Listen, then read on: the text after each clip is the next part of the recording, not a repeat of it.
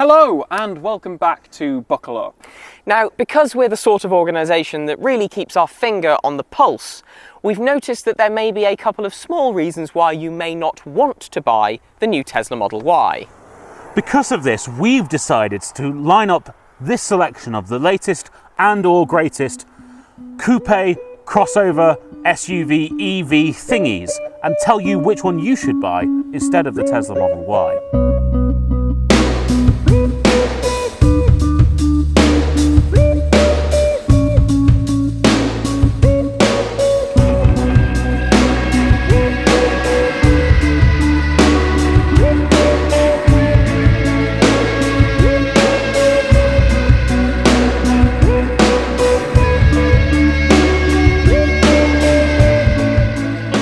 Right lads, let's begin with what I think is a key consideration when buying a coupe SUV. It has to be design, styling, the looks. Which is why I've brought the XPeng G6. Rob, Yes. it's got no styling. It does have styling. I've actually brought a small model of your car with me. Oh yeah. Oh yeah. Yeah. That's an egg. Look, I have been calling it the space egg this week. It's the same. How's the egg? Oh, you got all white. Now, Anyway, I think it is only fair to say that while the front is fairly nondescript, the back is is worse. also nondescript. Shall we have a look? So you can see this shape is going on. There's one piece of design on this that I do think is better than the other two cars. Yes. It has a rear wiper. It does have a rear wiper. But I fear that really is it. I feel like the wheels are too small. There's nothing really going on in the metalwork on the side. The silhouette's not particularly imaginative, let's put it that way. They do an orange version. Yes, they do an orange version. But shall we move on to a car with styling? Yes. Tastes good though. Should we look at the Enyaq? So, I have brought the new facelifted Škoda Enyaq, and look at it. It's just so nice. I do agree that it's quite nicely proportioned as a car. I really like how this car looks. The facelift, modern, solid design language. The front bumper, I think, and the front lighting is great. And I like the fact with this model you can get it in the SUV, but in this case we have the coupe, which is very nice and swoopy. But Jasper, it doesn't even have a rear light bar. It also hasn't been painted. Oh no, yeah, I don't know why Škoda have sent it us in this colour. It's very, very boring. They have much better colours available. They do a really nice blue. Thanks for the car, Škoda. Yeah, no, thank you, but paint it next time. Yeah, there isn't a light bar, but these lights do a lovely little dance when you approach the car, so, you know. That's important. A light bar would be very mainstream. It would be, you know, just following the trend. Škoda have... Oh right, that's why they slightly. didn't put one on the front. Yeah, you know, well, it's not really a light bar on the front. It's It 131 individually illuminated LEDs. I've just locked the car by accident.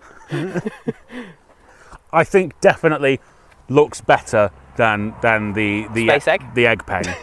But I believe I'm onto a winner with my car, so let's get that. I think this is easily the best looking car, and I think it's easily the sleekest looking car as well. It's not as swoopy as the Enyaq, but I must say I absolutely love the styling at the front of this. It defies every category of car that there is, really. Yeah, it's more Yeah. of a hatchback, isn't it? Yeah, we have put it into a coupe test, and it's certainly not a square-backed SUV, is it? But this is higher than it should be for a coupe for a longer length than it should be. You say that, but let's see how it looks in the headroom test.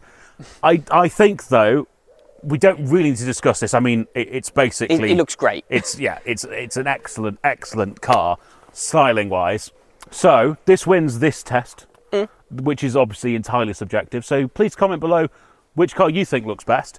But I think the important thing to note, gentlemen, is all of them look better than the Tesla Model Y. Yes, because that looks like someone asked AI to turn a Stormtrooper helmet into a car. And I mean Stormtrooper in the literal 1930s sense. Next test, I think. Next key test for what would ultimately be a family vehicle is how much space is there in the second row, especially when it comes to headroom, because obviously the coupe roofline does eat into rear headspace, or should anyway. How are you doing in the back of the EV6, Rob? Well, I should say that I'm chief headroom tester because I'm the tallest. And what is your height in both feet and inches and centimetres, please? 6'2" and 188 centimetres tall. Okay, right, got that. And I would say I'm a little bit pressed for space. Okay. Mainly because the floor's so high in this. Yes. There's no room for me toes to go under those front seats. Unless the driver raises their seat up. Yes. We should say this is in my driving position. It is, and we'll do that for all of the cars. Yeah. But also, my knees aren't touching the seat. No. So it gives me room to slouch, which is good because the headlining does fall away quite quickly if you recline this seat. So I'd want to be sitting in a more upright position. Definitely. But it's fine. It's a nice interior to be in. It is. The materials are good. There's lots of storage and cubby spaces and chargers. Heated rear seats. Heated rear seats in this GT Line S variation. And the seats do recline, although if you recline any further, your head hits the ceiling. Yes. So it doesn't actually provide a benefit for taller drivers. I do just want to mention as well, in the vein of practicality, this has a 480 litre boot plus a 20 litre frunk. Yes, not bad. Not bad at all. And with these seats down, it rises to over 1,260 litres plus 20 litres in the frunk, which obviously doesn't expand at all when you drop the seats, because why would it? Should we go and test the Škoda? Yes, let's see if you can fit in.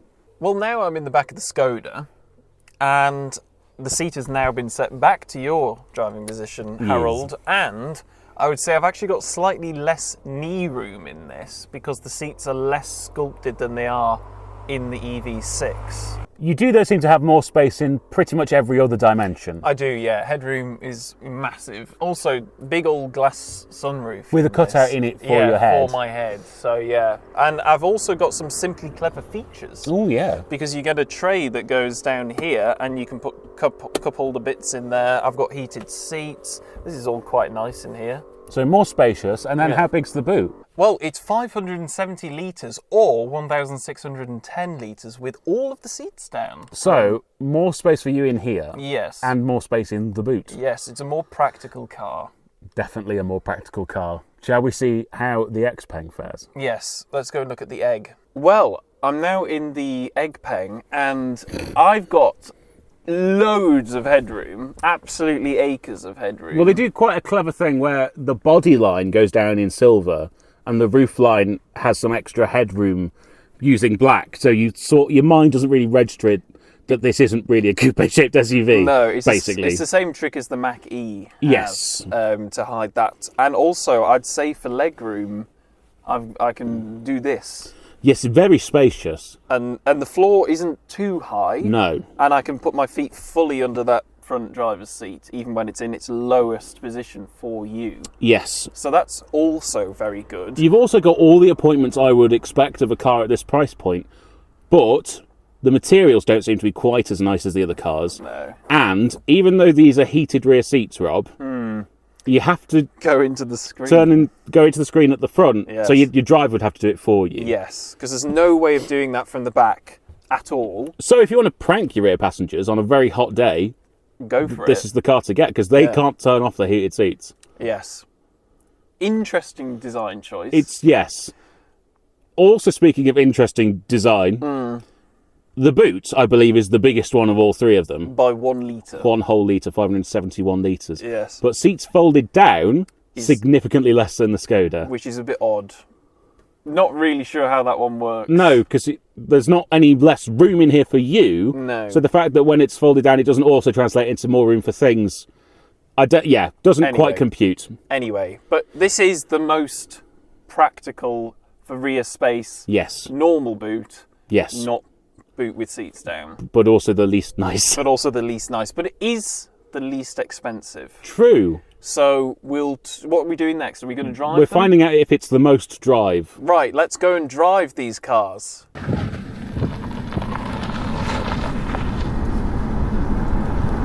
So I think the other key consideration with a coupe SUV would be performance, because along with the good looks of a coupe, you want to have a bit more of a sporty drive going on. So Jasper, tell me the stats. He doesn't know any of them. No, I know he doesn't. I've got them here. Yes. I can tell you, Jasper, this has 325 PS. It goes from 0 to 62 in 5.3 seconds. And also, it has a WLTP range of 361 miles. Which is pretty darn good. Yes, indeed. It certainly feels pretty good to drive. The steering at low speeds is incredibly light, but it does weight up quite nicely when you're going a little bit faster. What I will say is there's not a tremendous amount of feeling, but I have a feeling that that will probably be a running theme with all of the vehicles we have with us today. Yes, I mean, they're not the sport. Really, can something that is, how much does this weigh? 2.2 tons. 2.2 tons. Some change, yeah. Yeah, be that sporting, but Yes, indeed. I do think, though, it's incredibly composed considering how heavy it is. And the is. ride's really rather good, yes. while still being compliant and keeping all the wheels on the ground. So this has an 84.4 kilowatt hour battery, of which 80 kilowatt hours is usable. Yes. Which is quite big. It is quite big. And according to the way I've been driving it, in the real world, it'll do at least 300 miles. Yes. Which I think is plenty for an EV, because it will also recharge from 10 to 80% in less than 20 minutes. Yeah, and that's not bad either, because it's on the e-GIMP. Yeah, the 800 volt architecture. Yes. Yeah. Which is an excellent platform. It is an excellent platform. In terms of, because these are coupe SUVs, the CD factor, how slippery it goes through the air, this has a drag coefficient of 0.28. So it's quite poor. It's not as good as other cars. No. But speaking of other cars, Rob, let's go and drive one. Yes.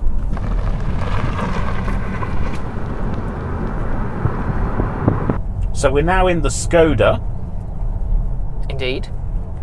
Tell us the figures, Jasper. So this has got a single motor, rear wheel drive, 286 PS, and does 0 to 62 miles an hour in, was it 6 point? Oh, I can't remember. 6.2 seconds. 6.2 seconds. So nearly a second slower than my car. Yes, but it is down about 50 PS, or 40 PS. And they do an all-wheel drive VRS version. You can indeed get an all-wheel drive VRS version of this. This ride is very floaty. Yes, that's very because Harry floaty. has put it on the maximum amount of bounce. Well, you were telling us how much more comfortable this car was. Yes, but like I've never it was- driven it on no resistance. Okay, well, shall we try sport? That was like being in a waterbed. It was, yes. Tell me how the Bi- compliance of the damping in sports mode around these bends. Bizarrely, this adaptive chassis control has got 14 different levels of adjustment, which I think is too many. Well, I would say even in sports mode, it still feels quite soft. But sport mode doesn't stiffen it all the way, Oh, which is why cheeky. you changing my individual mode, which I shall just readjust. So sport only puts it. Okay, well, let's go max. But also, you mentioned in the Kia the steering didn't feel that direct. Yes, I think this feels. There's not as much weight, but I do think this is a slight little bit more direct. But I have also recently driven the VRS, which definitely is more direct than this. Okay. What? Well, so I think this. So, of the cars in this test. Of the cars in this test, I think this is a little bit more direct than the EV6. Okay, Rob, hit us with the CD factor. The CD factor for this motor vehicle is not a motor vehicle, is it? For this battery vehicle, It's very much a motor vehicle. okay, is 0.229, Which is 0.229. very slippery. That is very slippery. It's not quite as slippery as the Tesla Model Y, but it does do more range than that car. Yeah, this is actually the longest range car in this test, isn't it? It is, and more than the Model Y. So WLTP is 365 miles. 4 whole miles more than the Kia. What do you think you'd get in the real world, though? I think probably somewhere in the region of about 300 on the nose. So similar. So yes. the problem with this car, though, it's 2.2 tons, but more than the EV6. It's nearly 2.3 tons, actually. It is a big boy. old boy. Shall we try the egg?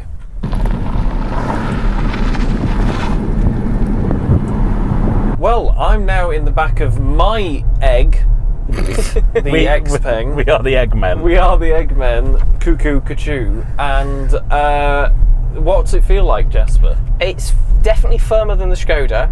I think it might almost be firmer than the Kia. Definitely feel more jolts through the cabin. Yeah, It's I not don't- as well isolated. But I also don't think it's actually particularly stiffly sprung. It's not stiffly sprung. No, It's just poorly damped. It's just not Yes. damped as well as In the fact, other cars. feeling this here, Ugh. It's very wallowy. you can feel the movement side to side as we go over undulations Yeah, in the road. This is the most car sicky of the three, I would Yes. argue, from being in the back.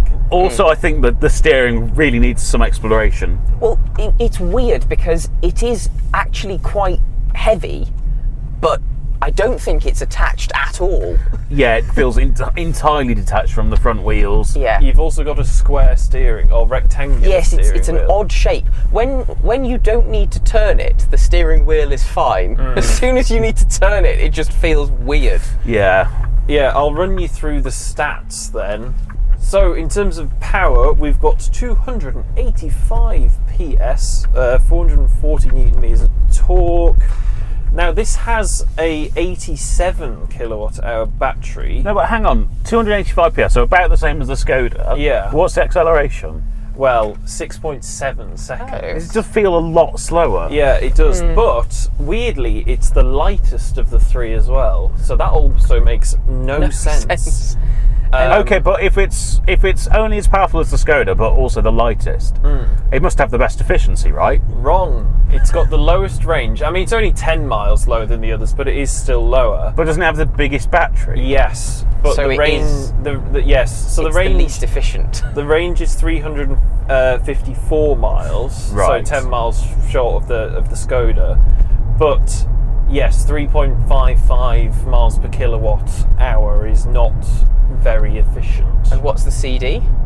0.248, so in the middle of the pack. Oh, that's So odd. How have they done that? It just none of this car makes much sense. But here's the crucial thing. This top spec one that we're in, long range, is £45,000. Yeah, it's a lot cheaper. So it is significantly cheaper than the other two. Weirdly, I can tell it's cheaper. Well, shall we maybe go and try and make some conclusions, lads? I think we should.